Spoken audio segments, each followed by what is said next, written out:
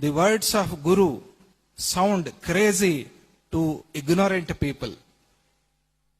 గురువు యొక్క వాక్యాలు చాలా క్రేజీగా అనిపిస్తాయని. క్రేజీ అంటే ఇంగ్లీష్లో ఏదో మాదిరిగా మాట్లాడుతున్నారు, ఏదో తోచింది చెప్తున్నారు అని అనిపిస్తుంది. The words of Guru sound crazy to ignorant people. అర్థం కాదు. ఇక్కడ 89లో ప్రతిష్ఠ అయినప్పుడు స్వామిజీ వారు చెప్పిన ఆ ఉపదేశ వాక్యాలు, ఆ కుంభాభిషేక సందర్భంలో చెప్పిన మాటలు భక్తిమాల్లో ఉన్నాయి, తీసి చూడండి. ఆ 89లో ప్రతిష్ఠ బహుశా సెప్టెంబర్ అక్టోబర్ ఆ నెలలో జరిగింది. ఆ సందర్భంలో భక్తిమాల తీసి చూడండి. అక్కడ స్వామిజీ వారు ఏం మాటలు చెప్పారు ఒకసారి గుర్తు చేసుకోండి. ఒకసారి వాటన్నిటినీ కూడా మళ్ళీ అర్థంతో పాటుగా తెలుసుకునే ప్రయత్నం చేయండి. అప్పుడు అన్నారు స్వామిజీ, ఈరోజు మీకు ఇది ఇలా కనిపిస్తోంది, చిన్న గుడి, అడవిలో ఉన్నాం, చాలా దూరంగా ఉన్నాం, వచ్చిపోయేందుకు చాలా కష్టమని మీరు అనుకుంటున్నారు. రేపటి రోజు ఇదే సిటీ సెంటర్ అవుతుంది, ఇదే సిటీకి చాలా దగ్గర అవుతుంది. మీరందరూ కూడా ఇక్కడ దగ్గరలో స్థలాలు తీసుకోండి, దత్తుడికి దగ్గరగా ఉండండి, ఆశ్రమానికి దగ్గరగా ఉండండి అని ఆ రోజు స్వామిజీ వారు చెప్పటం మాత్రమే కాకుండా, ఈరోజు మీకు ఇలా చిన్న గుడిగా కనిపిస్తూ ఉన్న ఈ దేవాలయంలో ఉండే శక్తిని మీరు గుర్తించుకోండి, ఇక్కడ ఉన్న ఆ శక్తిని మీరు కొలుచుకోండి, అదే మీకు రక్ష, అదే మిమ్మల్ని కాపాడుతుంది. హైదరాబాద్ నగరానికి అదే రక్ష, హైదరాబాద్కి రాబోయే రోజుల్లో ఇంకా బ్రహ్మాండమైన పేరు వస్తుంది. ఇవన్నీ కూడా స్వామిజీ ఆ రోజు చెప్పారు. భక్తిమాల్లో ఉన్నాయి అవన్నీ కూడా. అదే ప్రకారంగా తరువాత 90s తరువాత హైదరాబాద్ రూపురేఖలు మారిపోయాయి. అందరికీ తెలిసిందే ఆ విచారం. ముందులాగా లేదు హైదరాబాద్. అలాగే క్రమక్రమంగా మన ఆశ్రమం కూడా మారిపోయింది. మారుతూ మారుతూ మారుతూ ఈరోజు వైకుంఠం అయిపోయింది. వైకుంఠాన్ని మనకు చూపిస్తున్నారు స్వామిజీ. వైకుంఠం అనేది కేవలం బిల్డింగుల్లో వైభవంలో మాత్రమే కాదు నేను చెప్తూ ఉండేది. శక్తి, ఆ శక్తిని కూడా గమనించుకోవాలి. ఎక్కడికి మనం రాగానే మన కష్టాలు మరిచిపోయి, మన దుఃఖాలు మరిచిపోయి, అయిపోయింది, మన కష్టాలన్నీ పారిపోయాయి, ఇక ఈ రోజు నుంచి మనం సంతోషంగా ఆనందంగా ఉంటాము అనే భావన ఎవరు చెప్పకుండానే ప్రతి భక్తుడి మనస్సులో కూడా కలుగుతుందే, అది వైకుంఠం. ఆ అనుభవం ఇక్కడ కలుగుతోంది అందరికీ కూడా. అది శక్తి, అది కైలాసం. ఎవరు చెప్పక్కర్లా, వారికే అనిపిస్తుంది. అది గురుదేవులు అక్కడ స్థాపన చేసిన శక్తి యొక్క ప్రభావం. అది శక్తి అనేది కనిపించేదా? కనిపించదు. ఆంజనేయ స్వామి శక్తి మనకు కనిపిస్తుందా? కనిపించదు. ఆయన అలా మూలలో కూర్చున్నారు చెట్టు కింద.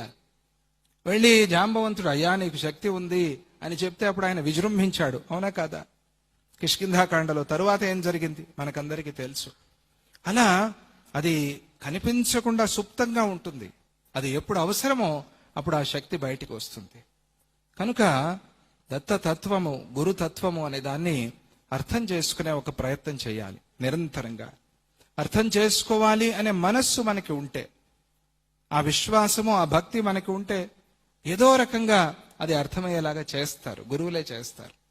అందువల్ల ప్రతి మాటని జాగ్రత్తగా తీసుకోవటం, ప్రతి మాటని జాగ్రత్తగా పదిలపరుచుకోవటం, ప్రతి మాటని జాగ్రత్తగా గుర్తుంచుకోవటం, ప్రతి మాటని మాటి మాటికి మననం చేసుకోవటం, గుర్తు చేసుకోవటం, ప్రతి మాటని మాటి మాటికి ఆచరిస్తున్నానా లేదా అని ఎవరికి వారే అంతఃశోధన, ఆత్మ పరిశీలన చేసుకోవటం.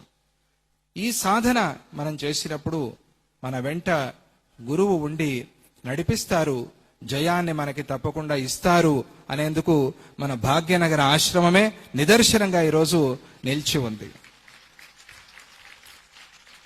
ఇటువంటి ఈ భాగ్యనగర ఆశ్రమంలో త్రిముఖ గణపతి, దత్తాత్రేయ స్వరూపంగా ఎప్పుడూ స్వామిజీ వారు చెప్తారు, దత్తుడు గణపతి నాకు ఒకటే, గణపతిలోనే దత్తుడు, దత్తుల్లోనే గణపతి, దత్త గణపతి, దత్త గణేశ అనే పేరుతో కూడా స్వామిజీ వారు క్షేత్రాలు స్థాపన చేశారు.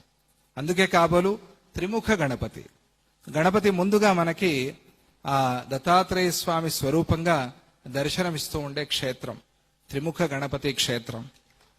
నాగేశ్వర స్వామి, మాణిక్య నాగేశ్వర స్వామి, అది ఒకానొక సందర్భంలో స్వామీజీ ప్రతిష్ఠ చేసి ఇక్కడ స్వామిని దర్శనం చేసుకున్న వారికి యోగ సిద్ధి అవుతుంది అని చెప్పారు మాణిక్య నాగేశ్వర స్వామి. ఇక అమ్మవారు రాజరాజేశ్వరి మాత, మైసూరులో ఈ మధ్యనే స్వామిజీ వారు రాజరాజేశ్వరి మాత స్థాపన చేశారు. ఆశ్రమంలో స్వామిజీ వారు ఎక్కడ ఉన్నా కూడా ఆ అమ్మవారి అర్చన జరుగుతూ ఉంటుంది. గణేశ హోమేర్ కదినే నిత్యం శ్రీచక్ర పూజనే దీక్షితం సచ్చిదానందం సద్గురుం తం నమామ్యహం.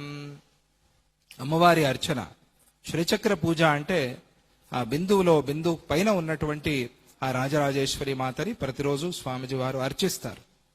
ఆ అమ్మవారు కూడా ఇక్కడ దేదీప్యమానంగా అందరికీ దర్శనమిస్తున్నారు. మరకత ఆంజనేయ స్వామి, చాలా విశేషమైన మరకత ఆంజనేయ స్వామి. ఇక్కడ ఒక పెద్ద ఆంజనేయ స్వామి వారు ఉండేవారు, చాలా మందికి తెలుసు, చూశారు. అది సిమెంట్తో నిర్మాణమైన ఆంజనేయ స్వామి. అది ఒకానొక సందర్భంలో దాన్ని తీయాల్సి వచ్చింది కొన్ని కారణాల వల్ల. అది తీస్తున్నప్పుడు కొంతమంది వచ్చి స్వామిజీ వారిని అడిగారు, ఈ పెద్ద ఆంజనేయ స్వామి అంటే మాకు సెంటిమెంటు, మీరు దీన్ని తీసేస్తున్నారు అని చాలా మంది వచ్చి అడిగారు. అడిగితే అప్పుడు స్వామిజీ చెప్పారు, ఈరోజు ఇంత పెద్ద ఆంజనేయ స్వామి మీకు ఏమైతే కనిపిస్తూ ఉన్నారో ఈ స్వామి యొక్క శక్తి అంతా కూడా తీసి పెట్టి ఒక అద్భుతమైన ఆంజనేయ స్వామిని మీకు ఇవ్వబోతున్నాను, అందుకనే ఇది తీస్తున్నాను అని. అంత శక్తి, ఆకాశమంత శక్తి నింపుకున్న మరకత ఆంజనేయ స్వామి. ఆ స్వామి వారు కూడా మనకి ఇక్కడ కొలువై అందరినీ కూడా అనుగ్రహిస్తూ ఉన్నారు. మరకత ఆంజనేయ స్వామి చాలా విశేషం. మరకత ఆంజనేయ స్వామి అంటే ఆయన చూడటంతోనే మరకత, మర అంటే మన ఆయుస్సుకి సంబంధించిన శక్తిని పెంచేటువంటి ఆ శిల మరకతం, బుధుడికి సంబంధించింది, జ్ఞానాన్ని ఇచ్చేటువంటిది. జ్ఞానం ఇచ్చి మనల్ని అనుగ్రహించి మన ఆయుష్ సంబంధమైన దోషాల్ని పరిహారం చేసేవాడు, ఆరోగ్యాన్ని ఇచ్చేవాడు. అటువంటి మరకత ఆంజనేయ స్వామి వారిని ఇక్కడ మనకు అనుగ్రహించారు. ఇక దత్తాత్రేయ స్వామి మనకి పూర్వమే ఉన్నారు. దత్తావధూత స్వామి, చాలా విశేషంగా దత్తావధూత స్వామిని ఇక్కడ స్థాపన చేశారు. ఇప్పుడు నవీకృతమైన కొత్త విగ్రహాన్ని మీరు ప్రతిష్ఠ చేసుకోండి అని స్వామిజీ వారు అనుమతి ఇచ్చి ఆ విగ్రహంలో దత్తాత్రేయ స్వామి యొక్క 24 గురువులు ఉండాలి అని చెప్పారు. 24 గురువులతో పాటుగా దత్త గురువుని మనం దర్శనం చేసుకుంటూ ఉన్నాం. అటువంటి మూర్తి ప్రపంచంలోనే ఎక్కడా లేదు అని చెప్పవచ్చు. మనం ప్రపంచంలోనే నేలి మూర్తి మనకి భాగ్యనగరం హైదరాబాద్లో దత్తావధూత స్వామిగా వస్తున్నారు. అది విశేషం. ఒకసారి మనం ఆ విగ్రహాన్ని గమనిస్తే 24 గురువులతో పాటుగా దత్త గురువు మనకి దర్శనమిస్తున్నారు. అంటే ఆయన చాలా సంతోషిస్తారు. ఎవరికైనా మన గురువుని ఎవరైనా స్మరించుకున్నారనుకోండి, అప్పాజీ పేరు ఎవరైనా ఉన్నట్టుండి ఎక్కడో ఎయిర్పోర్ట్లోనో ఎక్కడో కనిపించి చెప్పారనుకోండి, మనకి ఎంత సంతోషం అవుతుంది. మేము వచ్చామండి, అప్పాజీ వారి దర్శనం చేసుకున్నాము, మేము వారి అనుగ్రహానికి పాత్రులమయ్యాము, మా కష్టాలన్నీ తీరిపోయి ఏదో వాళ్ళ అనుభవం చెప్పుకుంటే ఎంత మురిసిపోతాం, మనకి ఎంత సంతోషం అవుతుంది. అలాగే దత్తస్వామితో పాటుగా ఆయన యొక్క గురువులు, ఆయన గురువులు ఎవరు? 24 గురువులు. 24 గురువులయ అని స్వామిజీ వారు ఒక భజన కూడా మనకు అందించారు. ఈ 24 మంది గురువులు మొత్తం సృష్టికంతా కూడా సంకేతంగా ఉన్నారు. పంచభూతాల నుంచి ప్రారంభించి 24 మంది గురువులు, వీళ్ళు సృష్టికే సంకేతం. అంటే మొత్తం తాను చేసిన సృష్టి నుంచే తాను నేర్చుకుంటున్నాడు. చూడండి, దత్తాత్రేయ స్వామి ఈ సృష్టి ఎక్కడి నుంచి వచ్చింది? ఆయన నుంచే వచ్చింది. ఎక్కడి నుంచి పుట్టిందయ్యా ఈ ప్రపంచం అంతే? ఆయన నుంచే పుట్టింది. ఎక్కడ నిలిచిందయ్యా? ఆయనలోనే నిలిచింది. ఎక్కడికి పోయి చేరుతోందయ్యా? ఆయనలోకే పోయి చేరుతోంది. సృష్టి స్థితి లయాలకి కారణంగా ఉండి మూల కారణంగా కారణం అంటున్నాం కదా. అటువంటి దత్తస్వామి తాను సృష్టి చేసిన సృష్టిలోనే గురువుని చూస్తున్నాడు. సృష్టినంతా కూడా గురువుగా చూస్తున్నాడు. అంటే మనం ఎలా ఉండాలి చూసుకోండి. మనం ఎలా ఉండాలి? మన గురువుని అంతటా చూసుకునేలాగా ఉండాలి మనం. అది మనం చేయగలిగితే చాలు. ఎక్కడ ఏ మంచి మాట మనకి వినిపించినా కూడా, ఏ ఉపయోగపడే మాట మనకి వినిపించినా కూడా, అక్కర్లేని మాట వదిలేద్దాం, పట్టుకోవద్దు. మనల్ని పాడు చేసే మాట వదిలేద్దాం, పట్టుకోవద్దు. మనకు అది వద్దు, వదిలేద్దాం, పట్టుకోవద్దు. ఏది మనకి ఉపయోగపడుతుందో ఆ మాటని మనం తీసుకున్నప్పుడు వేరెవరో కాదు, నా గురువే నాకు చెప్తున్నారు అని అనుకోవాలి. ఇది మనం దత్త గురు తత్వాన్ని చూసుకోమని స్వామిజీ వారు మనకి చెప్తూ దత్తావధూత స్వామిని ప్రతిష్ఠ చేస్తూ ఉన్నారు. ఆ దత్తావధూత స్వామి మూర్తి చాలా విశేషంగా అద్భుతంగా ఉంది. మీరు గమనించుకోవాలి, 24 గురువులు ఎక్కడ ఉన్నారు అని గమనించుకోవాలి. అప్పుడే మనం ఆ విగ్రహ ధ్యానం చేసిన వాళ్ళం అవుతాం. తరువాత ఇంకొక కొత్త అనుగ్రహాన్ని స్వామిజీ ఇక్కడ చేస్తున్నారు మన క్షేత్రంలో. అంటే అది పంచముఖ ఆంజనేయ స్వామి. ఇది చాలా నూతనమైన మూర్తి, చాలా కొత్త దేవాలయం మనకి ఇక్కడ రాబోతూ ఉన్నది. ఇటువంటి ఈ దేవాలయాల సంపుటి, ఆదిత్యాది నవగ్రహాలు, అలాగే నాగేంద్ర స్వామితో పాటుగా ఈ సంవత్సరం సుబ్రహ్మణ్య స్వామికి సంబంధించింది చాలా ముఖ్యమైనది. కాబట్టి అక్కడ మొన్ననే స్వామిజీ వారు సంకల్పం చేశారు, నాగేంద్ర స్వామితో పాటుగా వల్లీ దేవసేన సమేత సుబ్రహ్మణ్య స్వామిని కూడా స్థాపన చేద్దాము అని స్వామిజీ వారు సంకల్పించారు. ఏకధా బహుధా చైవ శతధా, అనేక రూపాలు, అన్ని రూపాలు ఆయనవే. ఒకే దేవుడు, ఒకే మూర్తి, ఒకే రూపము, ఇవన్నీ మనకు కాదు. మనకు అనేక మంది దేవులు, అనేక మంది దేవుళ్ళని పూజ చేసుకోవాల్సిందే.